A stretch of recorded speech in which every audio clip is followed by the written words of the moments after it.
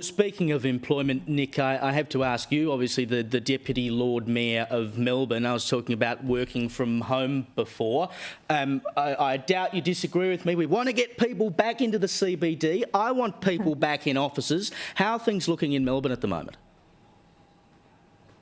Well, I thought that was a magnificent editorial you gave there, Caleb.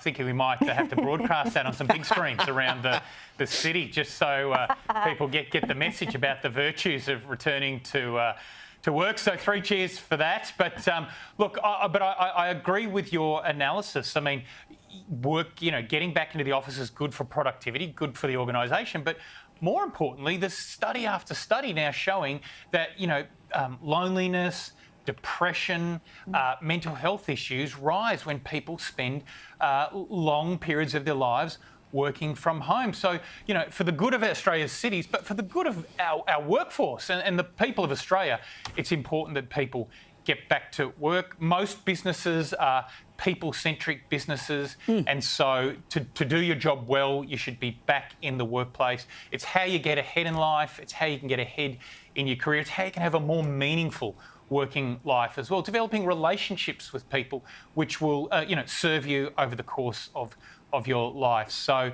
look, I think things are heading in the right direction, but we still have a way to go. I think Australia's doing a lot better. Australian cities are doing a lot better than some US cities. You look at like San Francisco or New York, they're still struggling, whereas Melbourne and Sydney seem to have come back more strongly than some of those other cities.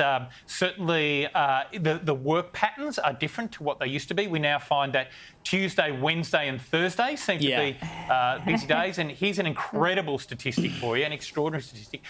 Saturday and Sunday in the Melbourne CBD are now busier than Monday. So Sunday is busier in the central business district than Monday in Melbourne now. Just showing the change in behaviour that's happened. It's pretty extraordinary. But Jenna, I find the loss of the Friday in the office is the worst thing, right? Because Friday was the day, if you didn't have to work the weekend, which in journalism in our world we often do, but, it didn't really matter. You'd come into work hungover on Saturday morning anyway. But Friday night was the night to go out with your colleagues, have a good time. We've kind of lost that now. I understand people want to be at home with their families. That's fine. But I think you basically live in the office. I mean, when you're up here in Sydney, you're down in Holt Street all day, and then you come in here. You may as well pull up a bed and live here. But I just find, why do people not want to go to the office? It cannot be that bad to go into the office and, God forbid, socialise with your colleagues.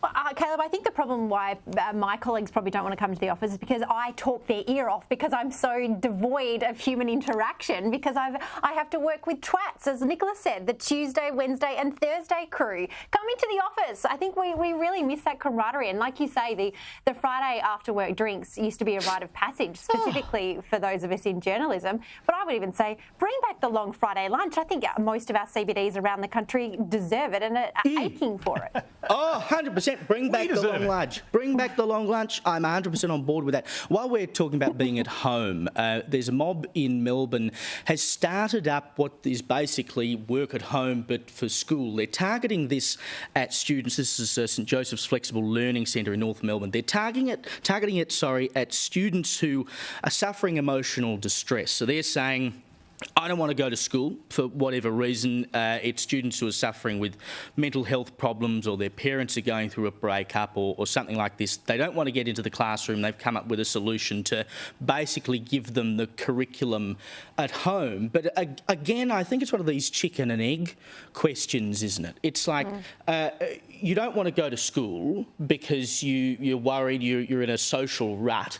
So instead of getting you to school, doing everything we can to get you to school, we're going to give you everything at home so you don't have to go and socialise. It feels like the work from home thing. Christy, surely we've got to get people into social situations so they can basically learn how to be social again.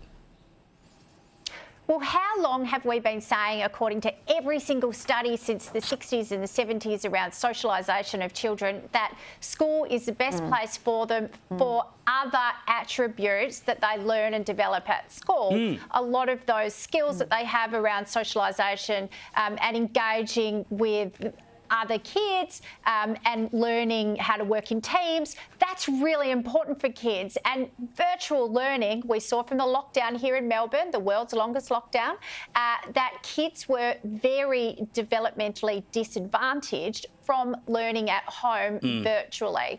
I don't think it sounds like an outsourcing cost-saving measure to me, because there are actually educational institutions that specialise in kids who don't engage in the mainstream school system.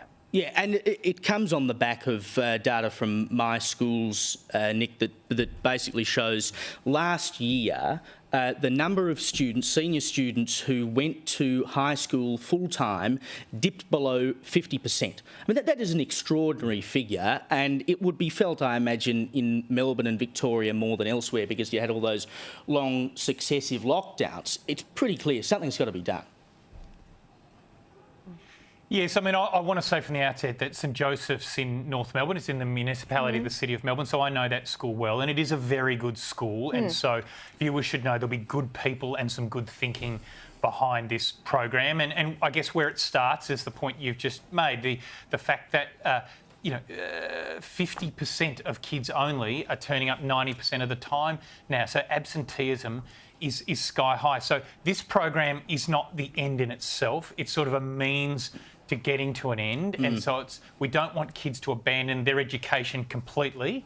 So this is about engaging kids again in the education system, trying to get over some of these anxieties and creating that pathway back for them into the schooling system, because as you've said, there's a lot of other benefits that come from attending school, not just learning reading, writing and arithmetic, but all the social skills you learn, your ability to get on with the other boys and girls and be part of the world, part of the village, part of the tribe.